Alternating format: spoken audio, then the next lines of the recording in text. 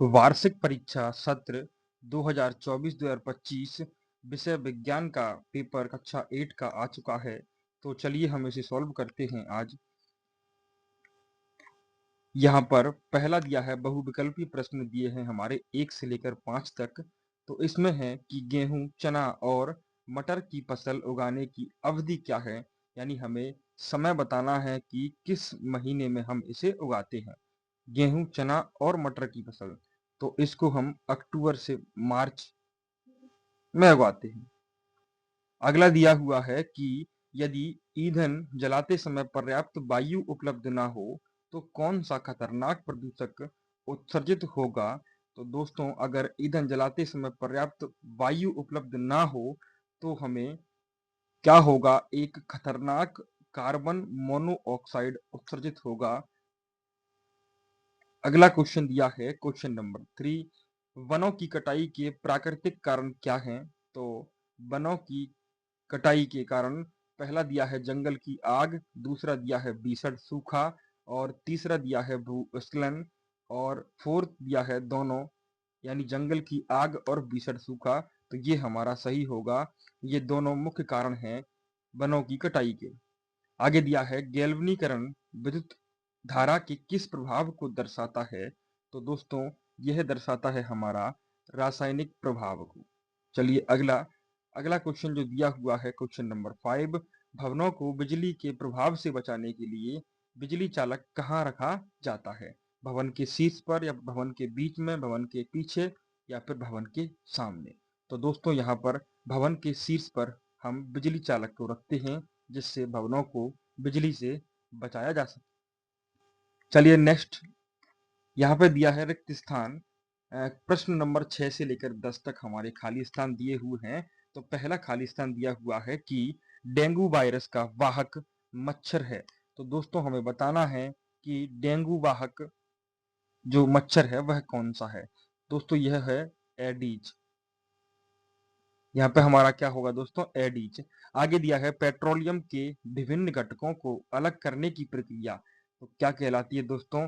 तो यह कहलाती है परिशोधन। परिशोधन।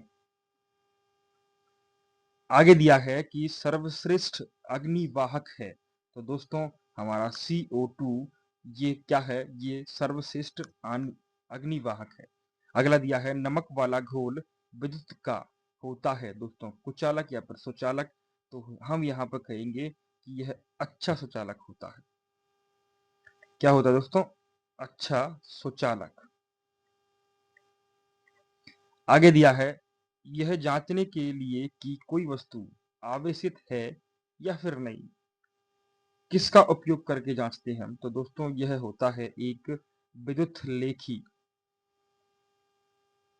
विद्युत लेखी, इसके द्वारा जांच करते हैं हम कि कोई वस्तु पर आवेश है कि नहीं दोस्तों। चलिए अगला नेक्स्ट, जो कि नेक्स्ट हमारे लघु उत्तरीय प्रश्न है, जो प्रश्न नंबर 11 से लेकर 16 तक हैं। तो पहला प्रश्न दिया हुआ है दोस्तों कि सूक्ष्म जीवों के प्रमुख समूह कौन कौन से हैं, ये हमें नाम लिखना है दोस्तों। तो यहाँ पर कुछ प्रमुख समूह दिए हुए हैं, जैसे कि जीवाणु, कवक है, प्रोटोजोआ, शैवाल, वायरस आदि। ये सब सूक्ष्म जीवों के प्रमुख समूह माने जाते हैं दोस्तों, ठीक है। आगे दिया हुआ है क्वेश्चन नंबर 12, कल्पना करें कि सूर्य का प्रकाश 10 वर्षों में समाप्त हो जाएगा, तब इसे किस प्रकार का संसाधन माना जाएगा। तो दोस्तों, इसे माना जाएगा अक्षय संसाधन नहीं। चलिए दोस्तों नेक्स्ट क्वेश्चन की ओर। यहाँ पर क्वेश्चन नंबर 13 दिया है, भ्रूण कहाँ लगातार विकसित होता है। तो दोस्तों, भ्रूण होता है गर्भाशय में। आगे दिया है पिट्यूटरी ग्रंथि किस प्रकार की ग्रंथि है और यह शरीर में किस स्थान पर पाई जाती है।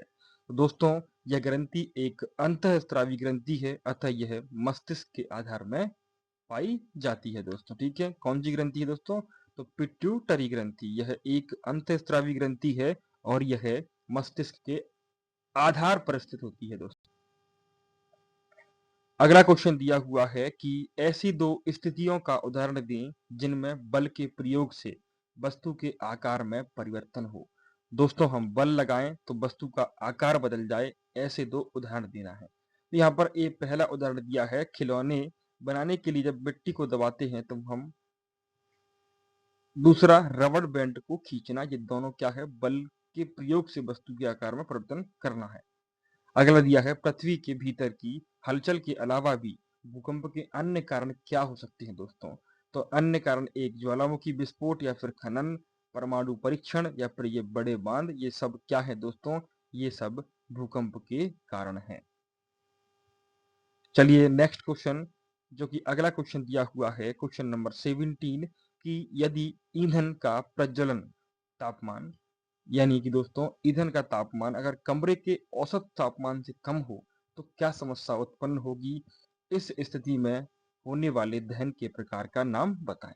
तो दोस्तों अगर ईंधन का प्रज्वलन तापमान अगर कमरे के औसत तापमान से अगर कम होगा तो यह क्या होगा दोस्तों, यहाँ पर आसानी से आग पकड़ लेगा, जिससे दुर्घटनावश आग लग सकती है। ठीक है दोस्तों, आगे दिया है कि क्या मनुष्य भी जानवरों के लिए खतरा बन जाते हैं, समझाइए।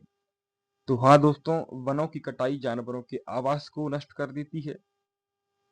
अवैध शिकार जानवरों की आबादी कम कर देते हैं। और दोस्तों प्रदूषण जानवरों के स्वास्थ्य पर बड़ा प्रभाव डालते हैं। और दोस्तों एक मुख्य कारण शहरीकरण जानवरों के प्राकृतिक आवासों को सीमित कर देता है दोस्तों। तो यह सब किसके द्वारा होता है, तो यह सब मनुष्यों के द्वारा ही होता है दोस्तों। चलिए अगला क्वेश्चन, क्वेश्चन नंबर 19, यहाँ पर दिया हुआ है कि मुर्गी और मेंढक दोनों अंडे देते हैं, लेकिन दोनों में निषेचन क्रिया अलग अलग होती है, क्यों। तो दोस्तों मुर्गी के बारे में बताया कि मुर्गी में निषेचन आंतरिक होता है, कौन सा दोस्तों, आंतरिक होता है। और मेंढक में निषेचन कौन सा होता है दोस्तों, बाहरी होता है। तो मुर्गी में निषेचन आंतरिक होता है, यह मुर्गी के शरीर के अंदर ही होता है दोस्तों। और मेंढक में निषेचन बाहरी होता है, नर मेंढक पानी में दिए अंडों पर शुक्राणु छोड़ता है। ठीक है दोस्तों, चलिए नेक्स्ट, अगला दिया है कि मनुष्य में लिंग निर्धारण की प्रक्रिया को समझाइए दोस्तों। तो मनुष्य में लिंग निर्धारण गुणसूत्रों के द्वारा होता है दोस्तों, जैसे कि महिलाओं में एक्स एक्स गुणसूत्र होते हैं और पुरुषों में कौन से होते हैं दोस्तों, एक्स वाई गुणसूत्र। इसी शुक्राणु द्वारा एक्स और वाई के द्वारा बच्चे का लिंग निर्धारण होता है दोस्तों। ठीक है, अगर एक्स एक्स हुआ तो लड़कियां और एक्स वाई हुए तो लड़के दोस्तों। चलिए दोस्तों नेक्स्ट, जो कि हमारा दिया हुआ है, आपके दैनिक जीवन की कुछ गतिविधियों की सूची बनाइए। तो हमने यहाँ गुरुत्वाकर्षण बल से जुड़ी गतिविधियों की सूची बनाई है दोस्तों। यहाँ पर उससे क्या होता है गुरुत्वाकर्षण से, तो वस्तु का जमीन पर गिरना यह भी गुरुत्वाकर्षण के द्वारा होता है। नदी में पानी का बहना, पेड़ों से फल गिरना और दोलक का झूलना, ये सभी हमारे किसके द्वारा होती हैं, तो गुरुत्वाकर्षण बल के कारण ही होते हैं दोस्तों। अगला नेक्स्ट क्वेश्चन दिया हुआ है क्वेश्चन नंबर 22, यहाँ पर दिया हुआ है स्नान नल या फिर साइकिल के हैंडल बार और पहिया रिम को क्रोमियम से लेपित क्यों किया जाता है, इन्हें पूरी तरह क्रोमियम से क्यों नहीं बनाया जाता।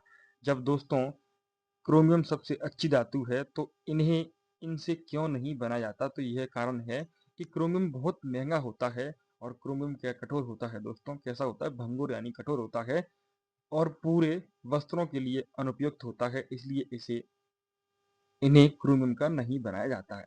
और लेपन करने से क्या होता है दोस्तों, तो लेपन करने से चमकदार फिनिशिंग आती है और जंग प्रतिरोध होता है और टिकाऊपन प्रदान होता है दोस्तों। अगला क्वेश्चन दिया है क्वेश्चन नंबर 23, सूक्ष्म जीव एक वरदान और एक अभिशाप दोनों हैं, इस कथन को समझाइए। कौन दोस्तों, सूक्ष्म जीव, जैसे हमने पहला क्वेश्चन पढ़ा था दोस्तों, कवक फंगस ये वायरस सब कुछ। ठीक है, तो सूक्ष्म जीव एक वरदान के रूप में, तो सूक्ष्म जीव हमें दही पनीर जैसे खाद्य पदार्थ के निर्माण में उपयोगी होते हैं। दूसरा, एंटीबायोटिक और कीटों जैसी दवाओं में सहायक भी होते हैं। कौन, सूक्ष्म जीव दोस्तों। जैविक कचरे को विघटित कर पर्यावरण के लिए अनुकूल बनाते हैं। कौन दोस्तों, तो ये हैं सूक्ष्म जीवी, ये हमें वरदान। आगे दिया है सूक्ष्म जीव एक अभिशाप दोस्तों, इनसे नुकसान भी है। पहला, मनुष्यों जानवरों और पौधों में बीमारियां फैलाते हैं। कुछ बीमारियां और वैश्विक महामारी का कारण बनते हैं, जैसे कि कोविड-19 जैसी बीमारियों का कारण भी यही सूक्ष्म जीव बनते हैं दोस्तों। अगला क्वेश्चन दिया है हमारे पास कि घर्षण कैसे मित्र और शत्रु दोनों हैं, इसे हमें समझाना है। कौन दोस्तों, घर्षण। तो घर्षण हमारा मित्र भी है और हमारा शत्रु भी। कैसे? तो घर्षण हमें बिना फिसले चलने में मदद करता है, तो ये हमारा क्या हुआ दोस्तों? मित्र हुआ। दूसरी बात, वाहनों को रुकने या फिर चलने में मदद करता है कौन? घर्षण दोस्तों। पेन या पेंसिल से लिखने में सहायक होता है कौन? घर्षण। तो ये हमारे क्या हुए दोस्तों? ये कुछ हमारे मित्र के रूप में उसने काम किया। दूसरा, घर्षण शत्रु के रूप में भी कार्य करता है। जैसे हमारी मशीनों की घिसावट और टूट-फूट का कारण भी यही बनता है। जब घर्षण होगा तो वहाँ मशीनें घिसाव होगा, तो वहाँ पर मशीनें टूट-फूट भी होंगी दोस्तों। यंत्रों में अवांछित गर्मी उत्पन्न करता है। घर्षण के द्वारा गर्मी उत्पन्न होगी, जिससे कि जल जाती है मशीन हमारी। और इंजनों की दक्षता क्या कर देता है? कम कर देता है। तो दोस्तों ये थी शत्रु और ये थे मित्र के रूप में। चलिए नेक्स्ट क्वेश्चन दिया है, क्वेश्चन नंबर 25 दिया है कि ध्वनि प्रदूषण क्या है, या फिर ध्वनि प्रदूषण के कुछ मुख्य कारणों को समझाइए। तो ध्वनि प्रदूषण साफ स्पष्ट सी बात हो कि ध्वनि प्रदूषण का अर्थ वह है कि पर्यावरण में अपने आसपास बहुत तेज आवाज या फिर अत्यधिक या फिर अप्रिय हानिकारक ध्वनियां ही को ध्वनि प्रदूषण कहते हैं दोस्तों, जिसे हम सहन ना कर पाए दोस्तों। ध्वनि प्रदूषण के कारण क्या है? तो लाउड स्पीकर और संगीत प्रणाली द्वारा, या फिर वाहनों या यातायात के शोर से, औद्योगिक मशीनरी या फिर निर्माण गतिविधियों द्वारा, या फिर विमान और रेलवे आदि के द्वारा ध्वनि प्रदूषण फैलता है दोस्तों। तो परिभाषा क्या थी कि ध्वनि प्रदूषण का अर्थ है पर्यावरण में अत्यधिक अप्रिय या फिर हानिकारक ध्वनिया को हम क्या बोलते हैं? ध्वनि प्रदूषण बोलते हैं। तो दोस्तों आशा करता हूँ कि आपको समझ में आ रहा होगा। अगर वीडियो अच्छी लग रही है दोस्तों, तो फिर एक वीडियो को लाइक और चैनल को सब्सक्राइब जरूर कर लें, जिससे आपको अगला पेपर आपको समय पर पहुंच जाए दोस्तों। चलिए नेक्स्ट क्वेश्चन करते हैं हम। तो नेक्स्ट क्वेश्चन हमारा दिया हुआ है यहाँ पर कि आप अपनी आंखों की देखभाल कैसे कर सकते हैं? आप अपनी आंखों की देखभाल कैसे कर सकते हैं दोस्तों? तो एक, पहला, स्वच्छता बनाए रखें। अपनी आंखों को नियमित रूप से साफ पानी से धोएं दोस्तों।